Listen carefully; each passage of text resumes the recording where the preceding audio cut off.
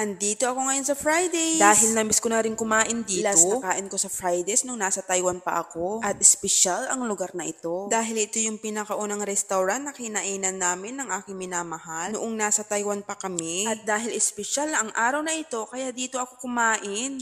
At ang aking napiling in-order pala ay yung signature bundle nila na may kasamang mac and cheese bite, fish and chips with rice and french fries. At syempre may arugula pasta. At sinamahan ko na rin ng watermelon shake. At ang price pala ng bundle nila is 1,295 pesos. At yung watermelon shake nila is 155 pesos. Medyo may kamahalan pero deserve ko to. At may service charge na 90 something. At andito na pala ang aking chips. Ang dipping sauce ng chips ay medyo maasim-asim. Parang may kamatis siya kung hindi ako nagkakamali. Na may onion at cilantro. At ang crispy ng chips. Fish and chips. Bali ma'am, yung kulang na lang po yung arugula pa.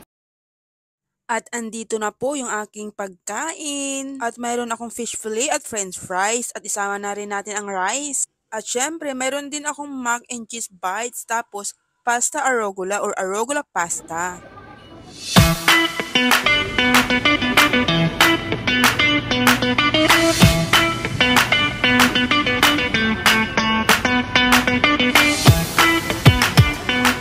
So, what are you waiting for?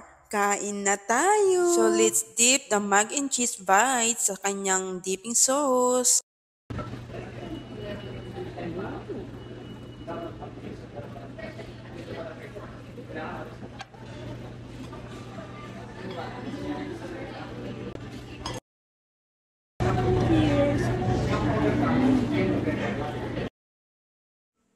Medyo malutong-lutong yung outer part ng mac and cheese bites at flavorful.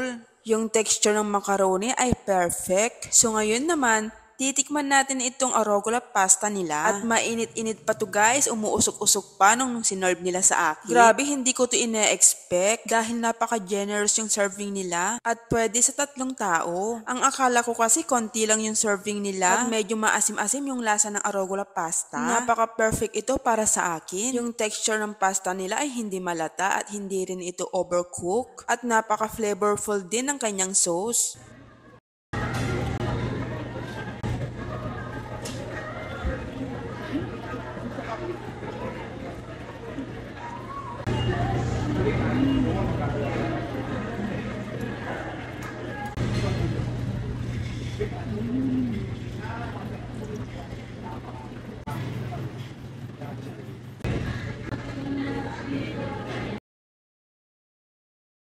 So ngayon naman, kakainin ko na itong pinaka-paborito kong french fries. Yung french fries nila ay napakalutong at napakasarap din. Sa lahat ng natikmang kong fries, ito yung pinaka-the best.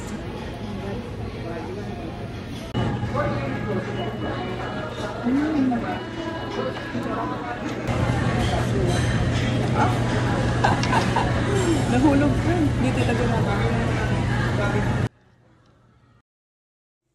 At itong fish fillet nila ay napakalambot. Grabe guys, perfect itong sausawan nila dito sa fish fillet. At napaka-tender din ng kanilang fish fillet. At take note, wala itong tinik. Malamang may fish fillet bang may tinik?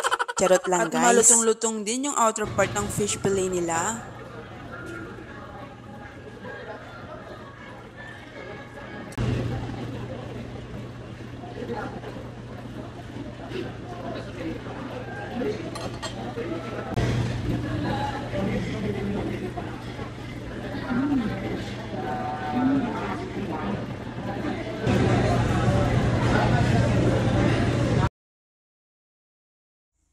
Grabe guys, nag-enjoy talaga ako sa kanyang lasa. At napaka-perfect yung dipping sauce nila dito. Wala talaga akong masabi.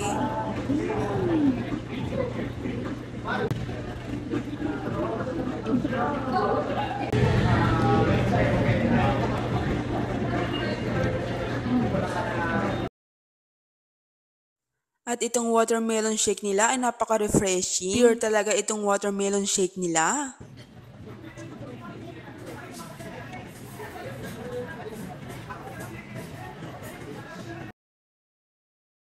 At syempre, dahil rice is life, meron tayong garlic rice. At napaka-flavor din tong rice nila or garlic. Ang hirap talagang mag-voice over, guys. So yummy. Sarap.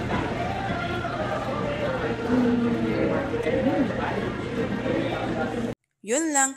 Happy tummy everyone!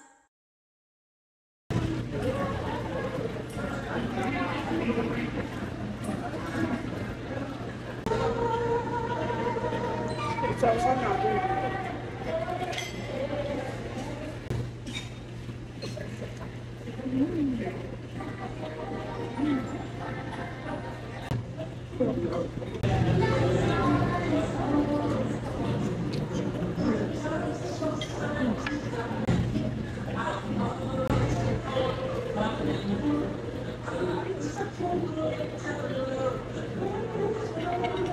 Dami po nito.